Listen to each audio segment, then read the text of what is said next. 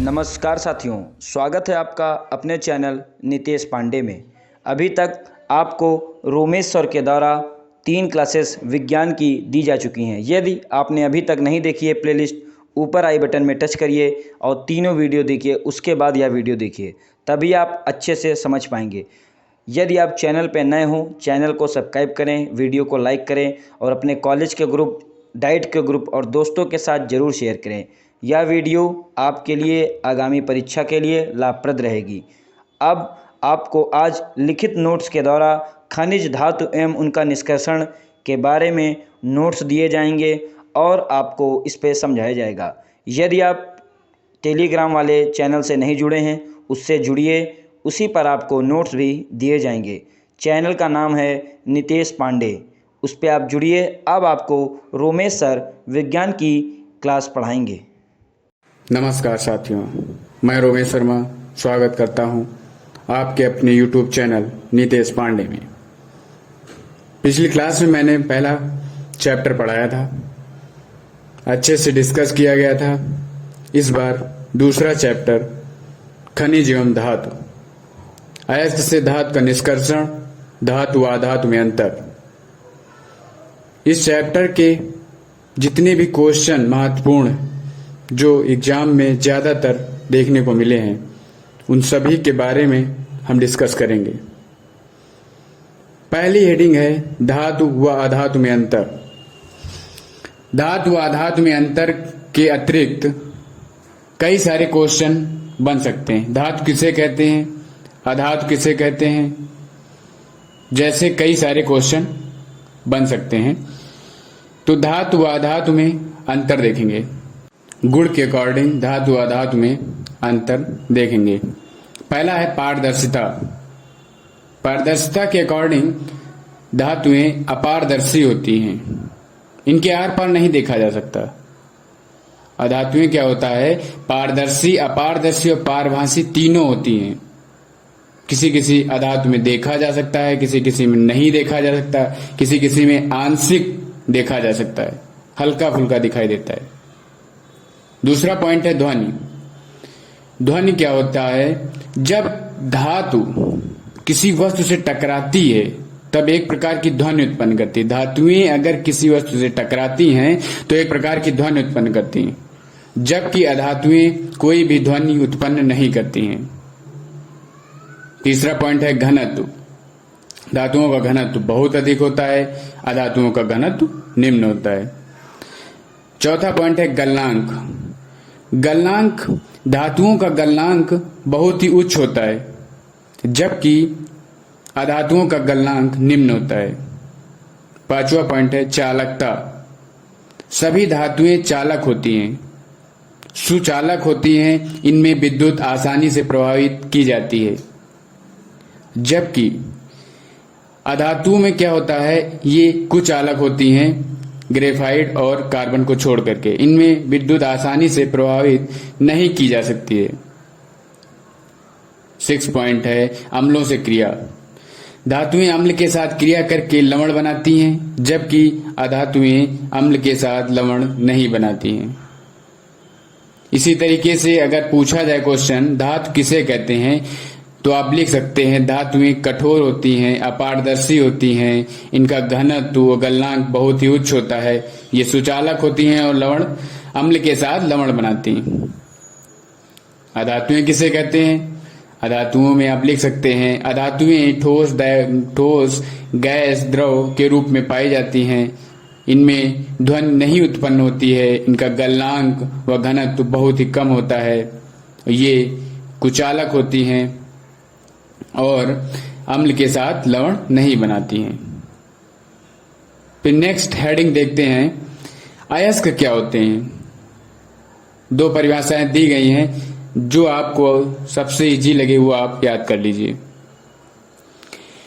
अयस्क, जिस खनिज से किसी धातु को प्रचुर मात्रा में अल्प व्यय पर आसानी से प्राप्त किया जा सके। कोई भी खनिज है, उससे किसी धातु को प्रचुर मात्रा, अधिक मात्रा में बिना किसी व्यय के, मतलब बहुत ही कम व्यय पर आसानी से प्राप्त किया जा सके, उस खनिज को विशिष्ट धातु का अयस्क कहते हैं। जैसे लैंड से गैलना प्राप्त करते हैं, कॉपर पायराइट से कॉपर प्राप्त करते हैं। इसी अयस्क की दूसरी परिभाषा देखते हैं जो बहुत ही सिंपल है। वे खनिज पदार्थ जिनसे धातुओं को सरलता से निष्कर्षित किया जाता है, ऐसे खनिज पदार्थ जिनसे धातुओं को सरलता से निष्कर्षित किया जाता है, मतलब अलग किया जाता है, अयस्क कहलाते हैं। ये परिभाषा बहुत ईजी है, आप इसको याद कर सकते हैं। फिर अगली हेडिंग है खनिज। खनिज क्या होते हैं? खनिज प्रकृति में पृथ्वी के अंदर वस्तुओं एवं उसके यौगिक जिस रूप में पाए जाते हैं। प्रकृति में पृथ्वी के अंदर वस्तुओं एवं उनके यौगिक जिस रूप में पाए जाते हैं उसे खनिज कहते हैं। फिर अगला आता है धातु निष्कर्षण। धातु निष्कर्षण क्या होता है? अयस्कों से, जो अयस्क होते हैं, जो हमारे यहाँ पृथ्वी पर अयस्क पाए जाते हैं, उनसे अशुद्धियों को अलग करके धातु को प्राप्त करना और उसके बाद उसका शुद्धिकरण करना धातु निष्कर्षण कहलाता है। अयस्कों से अशुद्धियों को अलग करना, उसके बाद धातु को प्राप्त करना, उसका शुद्धिकरण करना धातुओं का निष्कर्षण कहलाता है। ये करने के लिए, धातु निष्कर्षण करने के लिए कई विधियां प्रयोग की जाती हैं। उसमें से कुछ विधियां प्रमुख हैं, कुछ विधियां एग्जाम में पूछी भी गई हैं। जैसे पहली है अयस्क का पीसना, दूसरी अयस्क का सांद्रण। अयस्क के सांद्रण को किन किन विधियों से करते हैं? हाथ की सहायता से करते हैं, गुरुत्व पृथक्करण विधि से करते हैं, फेन प्लावन विधि से करते हैं, चुंबकीय पृथक्करण विधि से करते हैं। तीसरा है निस्तापन, चौथा है भर्जन, पांचवा है प्रगलन, छठा है सेंटरन। तो इन सभी विधियों के बारे में थोड़ा थोड़ा जान लेते हैं क्या क्या होती हैं ये विधियां। पहला है अयस्क का पीसना। तो अयस्क का पीसने में क्या होता है? सबसे पहले क्या करते हैं, अयस्क को जो है बड़े बड़े खानों से उसके बड़े बड़े टुकड़ों को तोड़ा जाता है। बड़े बड़े टुकड़ों को तोड़कर छोटे छोटे टुकड़े करके उसको स्टाम्प मिल जो होती है उसमें क्या किया जाता है, पीसा जाता है, पिसाई की जाती है और एकदम आटे के जैसा पाउडर बना दिया जाता है। ठीक। दूसरा है, फिर उसके बाद अयस्क का सांद्रण करते हैं। अयस्क का सांद्रण हमने अभी बताया कई प्रकार की विधियां होती हैं। पहली विधि है हाथ की सहायता से। हाथ की विधि जो होती बहुत ही कठिन होती, उससे अयस्क की गुणवत्ता भी अच्छी नहीं निकल पाती है। इसमें बहुत समय भी लगता है, तो ये विधि कम यूज की जाती है। दूसरी है गुरुत्व पृथक्करण विधि। गुरुत्व पृथक्करण विधि में क्या होता है? इस विधि में क्या होता है, जो अयस्क पीसा गया है उसको पानी की धारा में धोया जाता है। जब पानी की धारा में धोएंगे तो जो छोटे छोटे होते हैं वो बह जाते हैं पानी की धारा के साथ, और जो बड़े बड़े होते हैं वे क्या करते हैं, अयस्क नीचे बैठ जाते हैं। फिर इसमें क्या किया जाता है, इस विधि द्वारा ऑक्साइड एवं कार्बोनेट अयस्कों का सांद्रण किया जाता है। ये क्वेश्चन पूछा भी गया है कि गुरुत्व पृथक्करण विधि से क्या किया जाता है, किन किन अयस्कों का सांद्रण किया जाता है? तो ऑक्साइड तथा कार्बोनेट अयस्कों का सांद्रण किया जाता है। फिर तीसरा पॉइंट देखते हैं फेन प्लावन विधि। फेन प्लावन विधि में क्या होता है? इस विधि द्वारा क्या होता है, अयस्कों का सांद्रण तो किया ही जाता है, अयस्कों का सांद्रण ही तो बता रहे हैं। इस विधि में क्या होता है, बारीक पिसे हुए अयस्क जो होते हैं, जो बारीक पिसे हुए अयस्क हम प्राप्त किए हैं सबसे पहले, उसको जल से भरे एक टैंक में डाल देते हैं। उसमें से थोड़ा चीड़ का तेल और थोड़ा सा पोटेशियम एंथिल जेंथेट मिलाकर उसमें वायु की प्रबल धारा प्रवाहित करते हैं। अयस्क को जो पीसा हुआ आपको अयस्क है उसको एक टैंक में डाल करके उसमें चीड़ का तेल और थोड़ा सा पोटेशियम एंथिल जेंथेट मिला करके वायु की प्रबल धारा प्रवाहित करते हैं। जल में जो तेल मिलाते हैं वो क्यों मिलाते हैं? जिससे उसका पृष्ठ तनाव कम हो जाता है और अयस्क की सतह तेल से भीग जाती है। अब ये कण जो हैं झाग के रूप में ऊपर आ जाते हैं और जो अशुद्धियां होती हैं वो जल से भीग करके जल के नीचे तली में बैठ जाते हैं, सतह में बैठ जाते हैं। इसे कहते हैं फेन प्लावन विधि। फिर अगला है चुंबकीय पृथक्करण विधि। चुंबकीय पृथक्करण विधि में क्या होता है? इस विधि से क्या होता है, अयस्क जो होते हैं उसमें जितने भी लौह चुंबकीय होते हैं, मतलब लोहे के जो पदार्थ होते हैं, वो इस विधि द्वारा अलग कर लिए जाते हैं। इस विधि द्वारा चुंबकीय और अनचुंबकीय प्रकृति के पदार्थों का पृथक्करण किया जाता है। ये कह सकते हैं कि इस विधि द्वारा जो चुंबकीय होते हैं और जो नहीं चुंबकीय होते हैं पदार्थ, उनको अलग कर लिया जाता है। सिंपल सा इसमें है। फिर अगला है निस्तापन। निस्तापन क्या होता है? इसमें क्या होता है, सांद्रित अयस्क को उसके गलनांक से कम ताप पर, याद रखना, गलनांक से कम ताप पर वायु की अनुपस्थिति में गर्म करते हैं। इससे अयस्क में जो नमी उपस्थित होती है और अन्य वाष्पशील अपद्रव्य जो होते हैं वो उड़ जाते हैं तथा धातु कार्बोनेट व धातु हाइड्रोक्साइड में वो परिवर्तित हो जाते हैं। इसे ही निस्तापन कहते हैं। इसके पश्चात जो होता है, पदार्थ में धातु की प्रतिशत मात्रा अधिक होती है। जो पदार्थ प्राप्त होता है, जो अयस्क प्राप्त होते हैं, उसमें धातु की प्रतिशत मात्रा अधिक होती है। फिर अगला आता है भर्जन। भर्जन क्या होता है? अयस्क को वायु की नियंत्रित मात्रा की उपस्थिति में, ये याद रखना, वायु की नियंत्रित मात्रा की उपस्थिति में उसमें गलनांक से कम ताप पर गर्म करना भर्जन कहलाता है। फिर से देखते हैं, अयस्क को वायु की नियंत्रित मात्रा की उपस्थिति में उसके गलनांक से कम ताप पर गर्म करना ही भर्जन कहलाता है। फिर अगला देखते हैं प्रगलन। भर्जन जो होता है परावर्तनीय वात्या भट्ठी में होता है, ये याद रखना आप लोग। फिर अगला आता है प्रगलन। प्रगलन में क्या होता है? अयस्क को उचित गालक तथा कोक के साथ मिला देते हैं, मिला करके उच्च ताप पर गर्म करते हैं।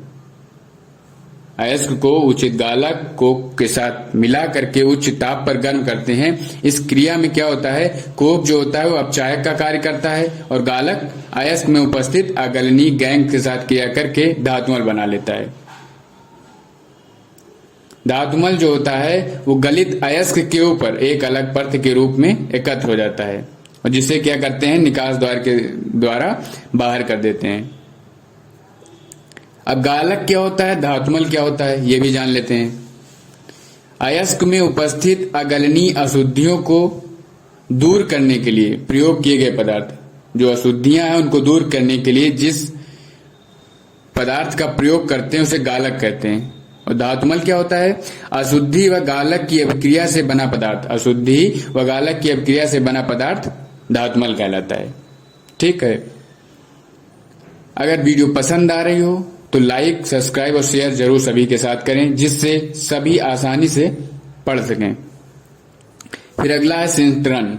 सिंटरन में क्या होता है कि जितने भी प्रक्रम अभी तक प्राप्त हुए हैं उनसे छोटे छोटे जो कण प्राप्त हुए हैं, उन कणों को बड़े कणों में बदलने की प्रक्रिया सिंटरन कहलाती है। इस क्रिया में क्या होता है, छोटे छोटे कणों को आंशिक रूप से गला करके बड़े बड़े कण का स्वरूप दे दिया जाता है, उसे ही सिंटरन कहते हैं। अब अगली हेडिंग देखते हैं धातुकर्म। धातुकर्म क्या होता है?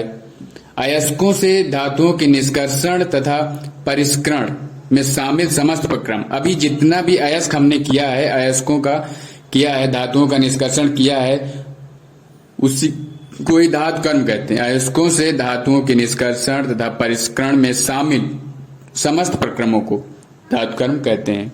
एक लाइन में याद रखेंगे। फिर आता है पिग आयरन।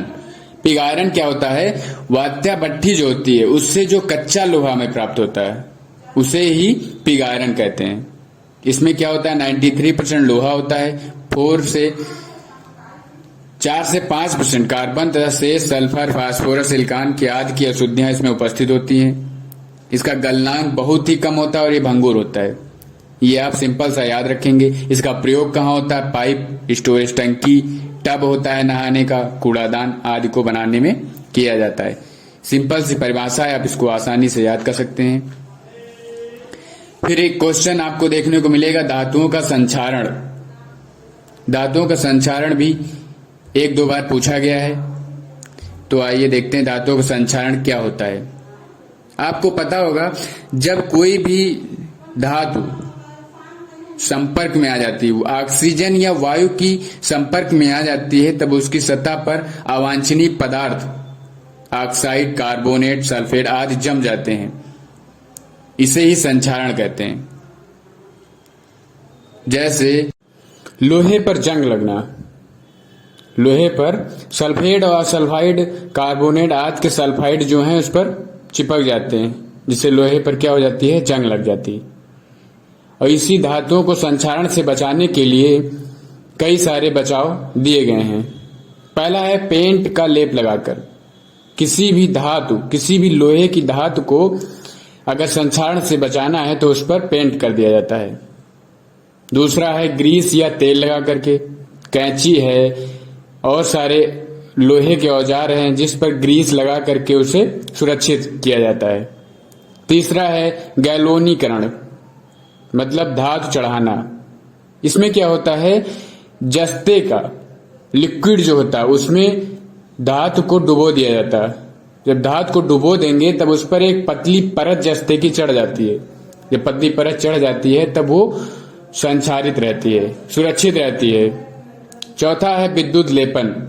इसी तरीके से विद्युत लेपन किया जाता है धातुओं पर। इसमें क्या होता है कि क्रोमियम और निकिल और टिन जो होता है, ये वायुमंडल में उपस्थित ऑक्सीजन, कोई भी नमी होती है, ये प्रभावित नहीं होते हैं इससे। इसको रोकने के लिए लोहे की धातुओं पर इसके चारों ओर क्रोमियम या टिन का विद्युत लेपन कर दिया जाता है, जिससे उसका क्षरण रुक जाता है। फिर लास्ट पॉइंट है मिश्र धातु बना करके। मिश्र धातु क्या होती है? कभी कभी क्या करते हैं, एक धातु में दूसरी धातु या अधातु मिला देते हैं, जिससे वह अधिक कठोर और स्थायी हो जाती है और सुरक्षित हो जाती है।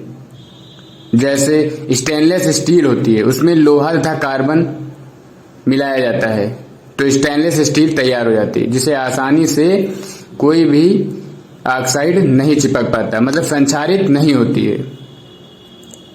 अगर वीडियो पसंद आया हो तो लाइक, सब्सक्राइब और शेयर जरूर करें। सभी साथियों तक ज्यादा से ज्यादा पहुंचाएं, जिससे आसानी से वे सभी पढ़ सकें।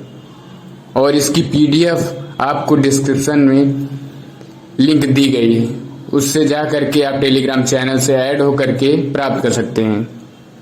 धन्यवाद।